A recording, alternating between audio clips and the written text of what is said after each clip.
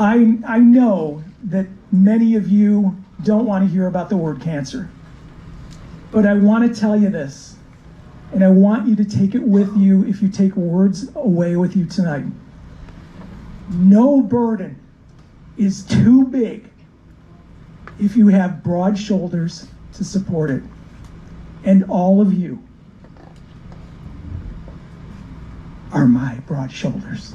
Thank you very much.